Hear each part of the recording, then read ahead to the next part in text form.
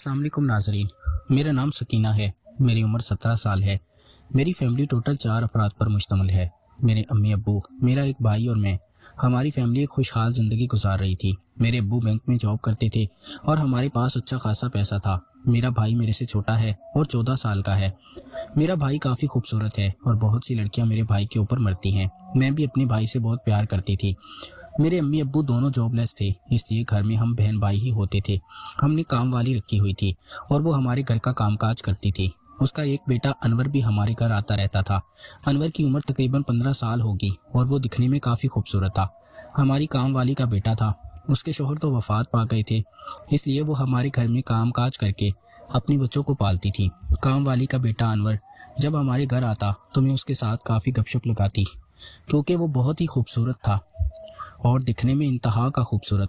मैं उसकी दीवानी हो गई थी और उसके ऊपर नज़र रखने लगी थी।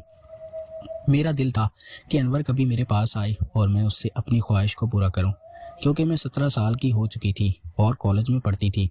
लेकिन आज तक मैंने किसी भी लड़के को लिफ्ट नहीं करवाई थी और ना ही कोई लड़का मेरे पास आया था। इसलिए मेरी ख्वाहिश है अधूरी रह गई थी और मेरा दिल था कि मैं किसी लड़के के साथ वो काम कर लूं जिससे मुझे काफ़ी सुकून मिले। अनवर मेरे पास ही रहता। वो स्कूल जाता था और स्कूल से वापसी पर वो अपनी माँ के पास आ जाता और घर के कामकाज करवाता था, क्योंकि मेरे अम्मी अब्बू अनवर को भी पैसे देते थे। उसकी माँ को अलग तनख्वाह देते थे और अनवर 4 घंटों के पैसे लग लेता था। अनवर हमारे घर में आता और सौदा सलफ लेकर घर के कामकाज में अपनी माँ की हेल्प करता और शाम को दोनों माँ बेटा घर चले जाते थे। मेरे अम्मी अब्बू की ड्यूटी दिन की होती थी और वो सुबह 8 बजे जाते और शाम को 6 बजे ही वापस आते थे।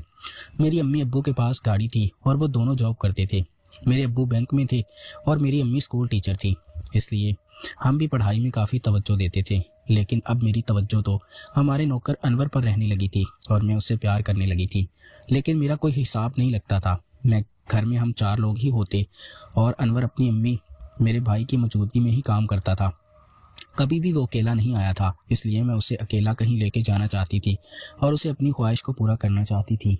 एक दिन अनवर मुझे खाना देने आया, क्योंकि मैं कॉलेज से जब वापस आती तो अनवर की माँ हमारी काम वाली मासी खाना बनाती, तो अनवर अक्सर मेरे कमरे में खाना देने आ जाता। अनवर मुझे खाना देने आया और मैं खाना खाने लगी। अनवर मेरे पास ही बैठ गया और मेरे से बातें करने लगा।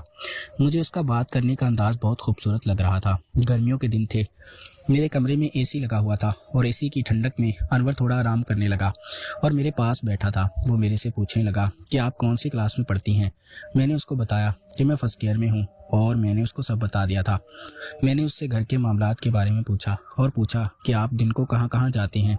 तो वो कहने लगा कि मैडम, मैं आपके कॉलेज में भी सफाई करने जाता हूँ और शाम के वक्त मुझे वहाँ 10 कमरे दिए गए हैं, मैं उनकी सफाई करता हूँ। जब मैंने उससे ये बात सुनी तो मैं खुश हो गई थी और अम्मी अब्बू को घर में बता दिया था कि मैं 4 दिन हॉस्टल में रहूँगी।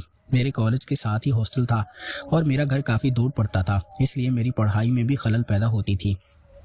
मैंने अम्मी अब्बू को बता दिया था कि मैं 10 दिन हॉस्टल में गुजारना चाहती हूँ। अम्मी अब्बू ने भी इजाज़त दे दी थी और मुझे खर्च वगैरह देकर सामान पैक करके हॉस्टल में छोड़ दिया था।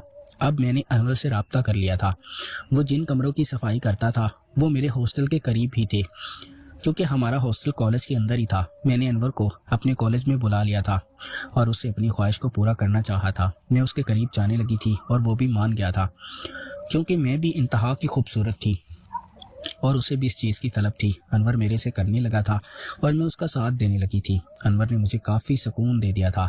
अब मैं जब भी दिल करता अनवर को अपने हॉस्टल में ले आती और उससे अपनी ख्वाहिश को पूरा कर लेती थी। अम्मी अब्बू इस बात से बिल्कुल अनजान थे कि मैं हॉस्टल में क्या गुल खिला रही हूँ, लेकिन मैं ज़िंदगी का सुकून ले रही थी।